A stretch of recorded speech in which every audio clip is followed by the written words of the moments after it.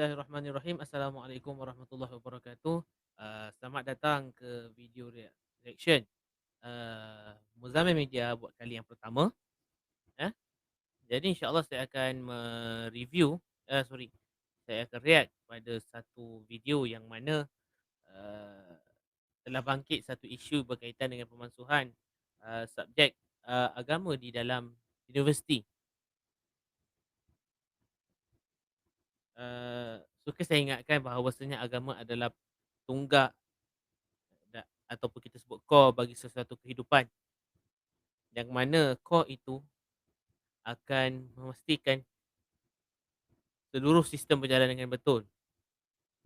Maka itulah peranan Islam untuk menetapkan kita supaya kita berada di jalan yang betul dan melakukan semua perkara dengan cara yang betul. Jadi insya-Allah kita akan sama-sama lihat video itu, kemudian saya akan memberikan maklum balas terhadap statement yang dikeluarkan. Subjek-subjek tertentu, ya. English di Singapura 31% masa diperuntukkan untuk subjek bahasa Inggeris. Di Malaysia hanya dalam 19 ke 21%. Maths contohnya, di Singapura 22%, di Malaysia hanya 13%. OECD countries dalam 90%, di Malaysia 5 ke 6%. Maksudnya subjek-subjek teras yang teramat penting, ya, tidak diberikan perhatian yang sewajarnya. Sebab itu kita tanya, akhirnya kenapa kita tidak dapat cipta peluang pekerjaan yang berkualiti tinggi? Kenapa pelabur-pelabur luar tidak ingin pilih Malaysia sebagai destinasi jika nak dibandingkan dengan negara lain? Isu-isu ini adalah isu asas yang harus diselesaikan, tetapi perlu ada political will to reform the education system. Apa subjek-subjek yang tidak diperlukan lagi atau perlu diberikan option, bukan diwajibkan? Apa subjek yang tidak diperlukan lagi? Ini contohnya. Ini bukan saja di peringkat sekolah kebangsaan, sekolah menengah, termasuk di peringkat universiti. Kenapa di peringkat universiti? Kalau seorang law student perlukan sekurang-kurangnya 5 tahun. Setahun asasi, 4 tahun ijazah. Tetapi di UK contohnya hanya perlu 3 tahun. Kita lihat ada subjek-subjek yang dimandatkan oleh universiti, ada dimandatkan oleh Senate, Board Senate, ada juga dimandatkan oleh federal government. Walhal sepatutnya kita perlu ikut dari segi employability. Kenapa ada lagi subjek keagamaan, subjek ikut bahasa, ya, kepada employability index, ya. Satu tahap dia sangat panjang, kelas daripada pagi sampai ke malam, tapi 5 tahun belajar, kos pun jauh lebih tinggi, beban hutang pun lebih tinggi, tetapi bila keluar, you are unemployable. Sebentar. YB mengatakan bahawa subjek-subjek keagamaan dan bahasa tidak perlu dan tidak relevan dalam Saya kata di universiti.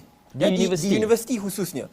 Kalau kamu masih tidak dapat, ya, memahami bahasa Melayu, bahasa Inggeris, sampai ke peringkat universiti masih tak boleh cakap bahasa Melayu, itu jelas menunjukkan kamu gagal untuk mendidik bahasa atau penguasaan bahasa di peringkat sekolah. Menarik dia punya perbahasan.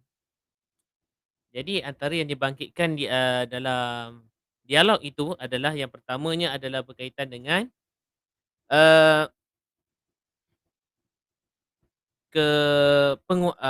penglibatan subjek-subjek teras dalam kurikulum di Malaysia. Rasa subjek-subjek teras tersebut memanglah teras dan penting, tapi terdapat beberapa kos yang tidak memerlukan subjek-subjek teras tersebut. That's why matematik, sains kurang diaplikasikan di dalam banyak-banyak tawaran program ijazah sarjana muda terutamanya. Dan saya rasa kalau ikutkan perkara ini tak perlu pun dibangkitkan, sebab yang mana ambil mat, yang mana ambil program ijazah matematik dan sains, jadi itulah keperluan diorang, kan? Tak apa, kita lupakan yang itu. Kemudian dibangkitkan juga tentang perlukah lagi subjek agama dan bahasa serta pendidikan moral di dalam substruktur pendidikan khususnya universiti. Saya rasa kalau beliau mengamati ungkapan Islam is the way of life, saya rasa perkara ini takkan dibangkitkan. Saya bercakap bagi pihak agama Islam. Agama Islam mengajar kita supaya ber Islam mengajar kita daripada kita baru lahir sehinggalah kita mati. Semua diajarkan. Bagaimana kita nak menjaga budak yang masih kecil, bagaimana kita nak membiasakan mulutnya, bagaimanakah kita nak mendidiknya, bagaimanakah kita nak membersihkan bayi tersebut jikalau ada kotoran padanya. Kemudian kalau kita di bangku sekolah rendah juga diajar apa yang perlu diajar dulu. Ah, sa Apa yang perlu diterapkan dulu dalam diri mereka sebelum perkara-perkara lain diterapkan, ya. Dan yang manakah yang lebih penting. Kemudian di sekolah menengah pendidikannya, tarbiyah dilakukan lebih meluas, ya. Mungkin dari segi pergaulannya, dari segi hukum hakamnya. Ah, Nampak tak Islam susun pendidikan tu cantik. Setiap peringkat itu ada cara pendidikannya. Tapi bila beliau mengatakan bahawa perkara ini tidak diperlukan, ini menjadi satu perkara yang tidak wajar diutarakan. Yalah, kalau kita tengok sejauh-jauh aspek kehakiman pun Islam sentuh, mana boleh kita kata kena ada subjek, mana boleh kita kata kenapa masih ada subjek keagamaan dalam universiti. Dan kalau dia perhatikan betul-betul, keruntuhan moral di kalangan remaja masa kini sangat-sangat serius. That's why tarbiyah perlu diteruskan. Kalau katakan berhenti, akan mendatangkan kesusahan pada banyak pihak, terutamanya pada ibu bapa mereka, kerana ingin membetulkan balik anak-anak mereka yang kurang etika tadi. Dan itu satu, yang kedua akan susahkan diorang lagi ketika menghadapi masyarakat, ya. Dan mungkin dia tak perasan kelemahan bagi yang tak mengaplikasikan subjek keagamaan di dalam struktur pendidikan. Kita tengok contoh, kita di Malaysia subjek keagamaan sentiasa diterapkan dan dengan itu rasism kurang berlaku. Okey? Rasism kurang berlaku sebab agama kita mengajar supaya kita bersatu padu. Ha, Agama mengajar kita untuk bersatu padu. Jadi bila benda tu dah diterapkan, maka rasism kurang berlaku. Cuba kita tengok negara orang putih yang liberal, tidak menetapkan agama dalam diri, rasism mana-mana berlaku. Suuzon mana-mana berlaku. Pergaduhan mana-mana berlaku. Ukhuwah putus, sentiasa diputuskan. Silaturahim tidak dijaga. Pergaulan bebas menjadikan perkara contohnya tubuh itu satu rutin. Terpaksa sebut.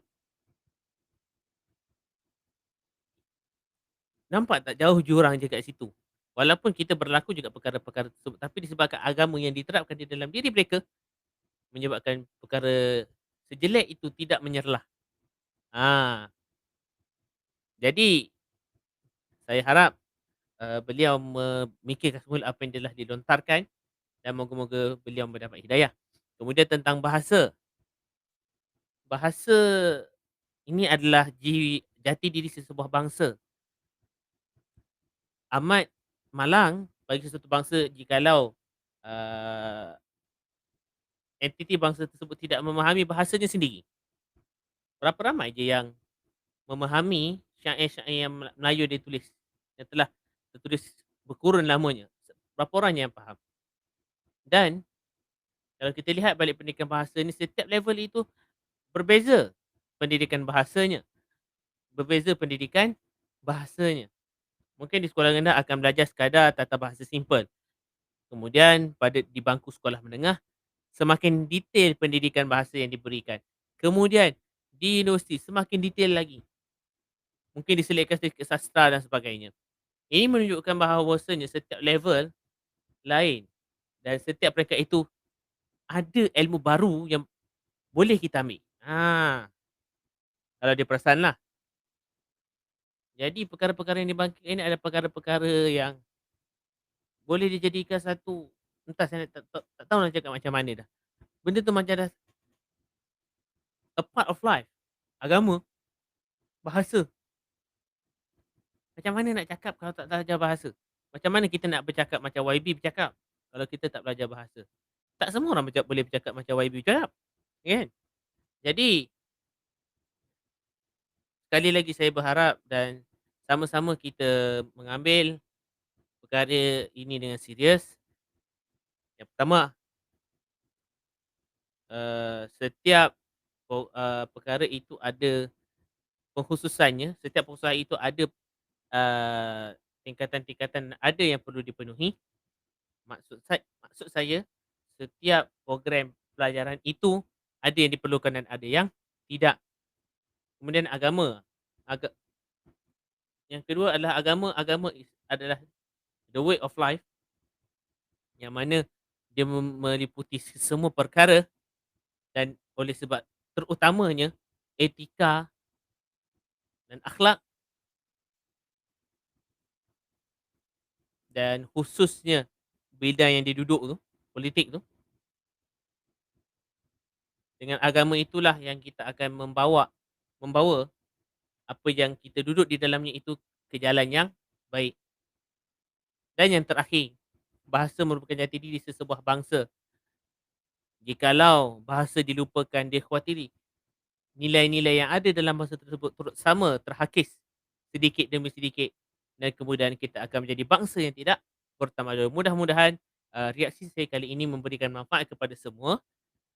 Minta maaf atas salah dan silap dan kalau katakan ada penambahbaikan yang boleh dilakukan, boleh tulis di ruang komen dan dan insya-Allah saya akan perhatikan satu persatu hashtag Ustaz Borak ada cerita nak DM saya pun boleh. Ada di link YouTube saya. Sekian daripada saya. Daun Mengkudu Daun Selasih. Thank you. Terima kasih. Assalamualaikum warahmatullahi taala wabarakatuh.